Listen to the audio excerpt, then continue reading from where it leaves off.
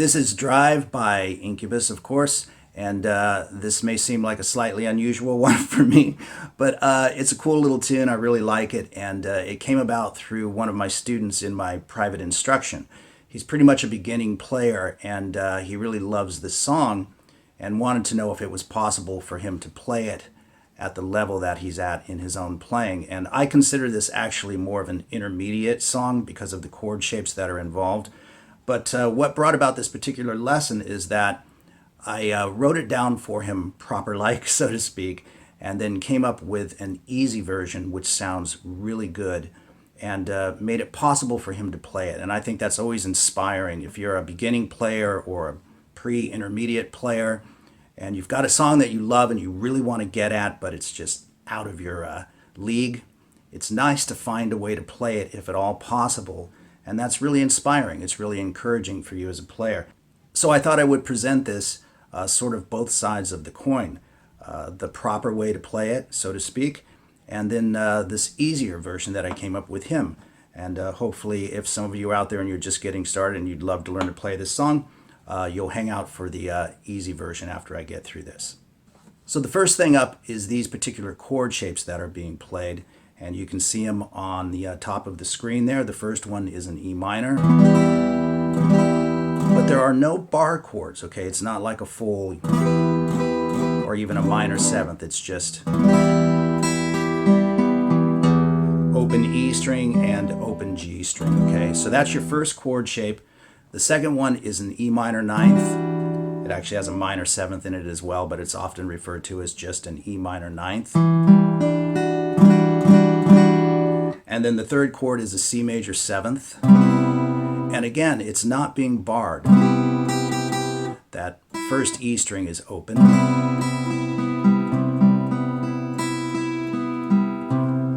And then the next chord is simply played like this. You're muting out the A string with that finger, although if you don't mute it out, it doesn't really matter that much, and we'll talk about that in the easier version of the song, okay? And I guess you could call that just sort of an A7 without a third, but you're only sweeping the A, the D, and the open G string, okay? So we've got this, this, this, and this, okay?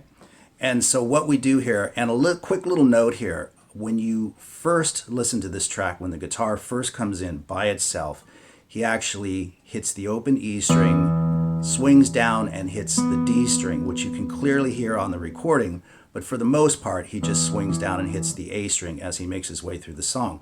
But that little bit at the beginning that I've just made note of comes in real handy for the easy version, okay? But for now, let's just look at it full on. So we've got the sixth string, then we hit the A string. Again, on the recording, he actually hits the D string first, but either way is fine. And then down, down, up across the entire chord.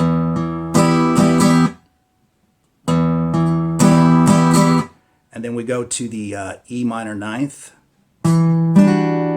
So we hit the A string, follow through with the D, the G, and the B string. And then there's a passing note, the D note, making its way to the C major seventh chord, and that sometimes gets missed.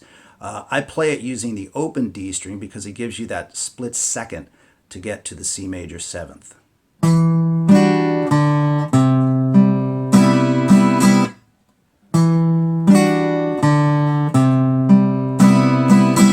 And on the C major seventh, I'm playing the A string, the G string, and then following through with that same rhythm. So it's the same rhythm between these two chords and the C major seventh. Down, down, up. And on the actual recording, most of the time when he hits that D string, it's actually kind of muted out. Something like that, okay? But try to play the note if you can. So what we have so far is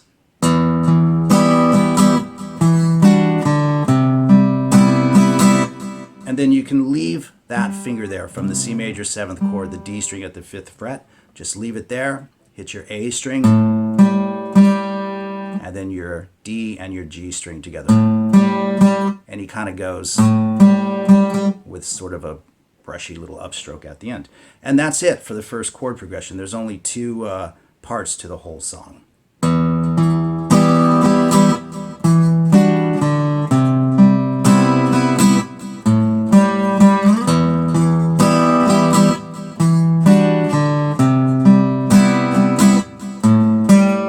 That's it.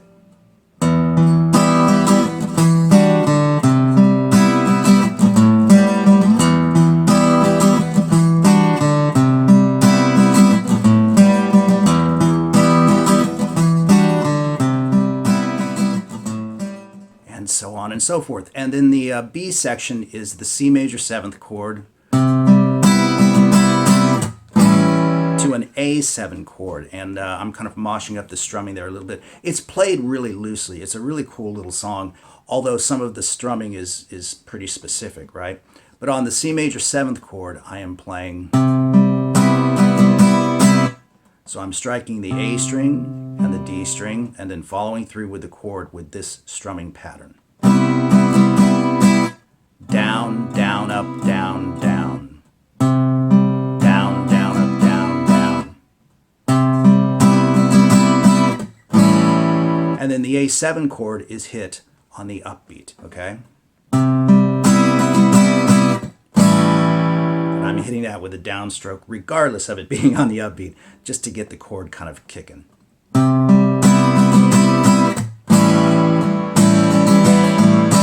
And then you kind of play with this finger a little bit, hammering on and off the B string at the 2nd fret. It varies, you know, throughout the tune, so just kind of make that part your own.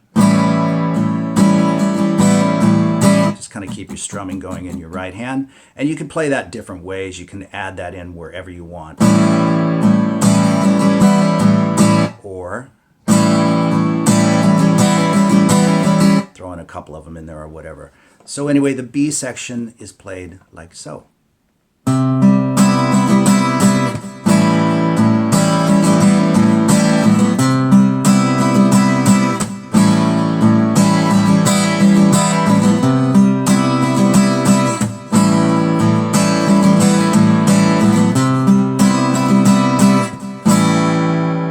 the 4th time, you just let it ring, and then you're right back to the main part.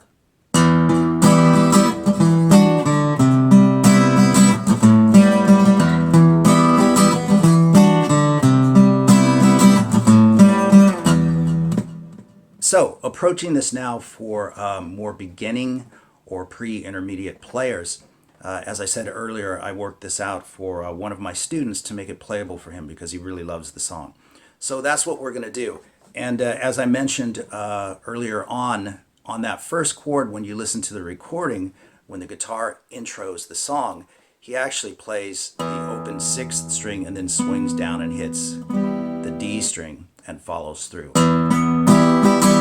So we're going to use that to our advantage, okay? We're going to play the chord without using the A string, and that way we've got a much simpler chord. We've got our first finger on the 8th fret on the B string, the 2nd string, and then we've got the 2nd finger on the 9th fret on the D string.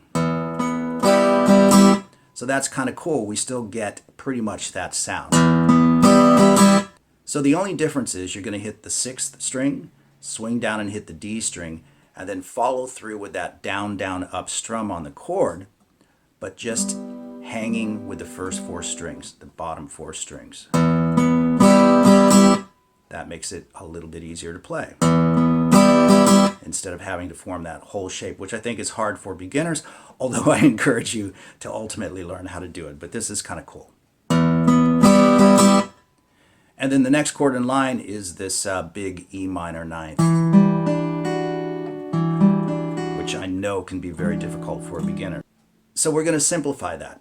We're going to leave out this note in the chord so that we wind up with just this. And if you can bar it all, you can just play it like that, or you can play it like that. In any event, all of your fingers are in the 7th fret, okay? Like I said, you can do it with a bar if you are handy at doing that, but some beginners have a hard time making a solid bar chord, I know, so you can also play it like that. Use whatever 3 fingers work for you.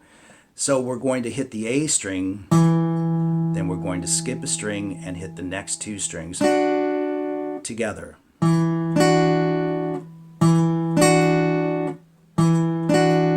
letting go of the chord, we're going to hit the open D string. So we have, or if you can bar, either way is fine. A little bit easier to play. And then this is a C major 7th chord. It's another big 4-finger chord. The notes in the chord, by the way, are C, G, B, and E. Those are the 4 notes that make up a C major 7th chord. So we're simply going to play a much easier version of the chord. We're going to play it like this. You can hear there's not a huge difference between the two. So I've got this finger, my 2nd finger on the 3rd fret on the A string, and my 1st finger on the 2nd fret on the D string, and we just go. So it's the same idea, down, down, down, down, up.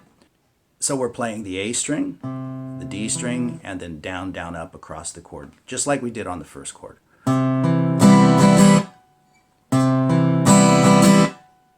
So we've got,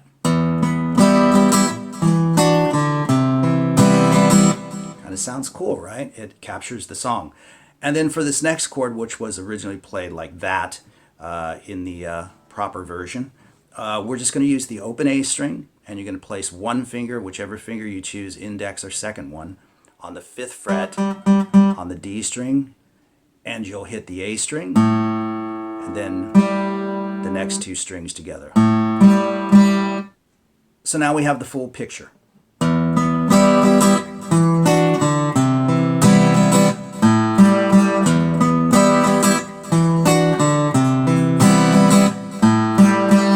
A little bit easier way of capturing this song, okay? So now we move into the next part of the song, which, as I said earlier, opens up with that C major 7th again and then moves to an A7. So we're going to use that easier inversion of the C major 7th again, moving to the A7. So again, we're playing the A string, the D string, and then the strumming pattern is down, down, up, down, down, down, down, up, down, down, hitting that A7 on the upbeat again. And you can play the A7 like I'm doing it here from the C major 7th, which, as you can see, is just a 1-finger move. Or if it's more comfortable, you can just do it like that.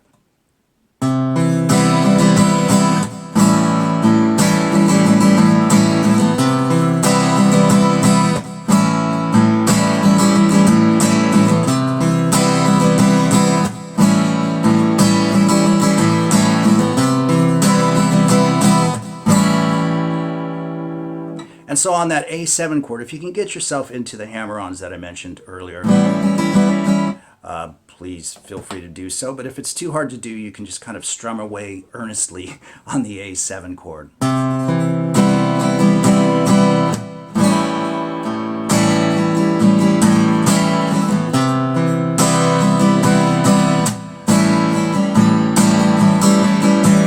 Just keep it loose and jangly and make it your own, as I like to say.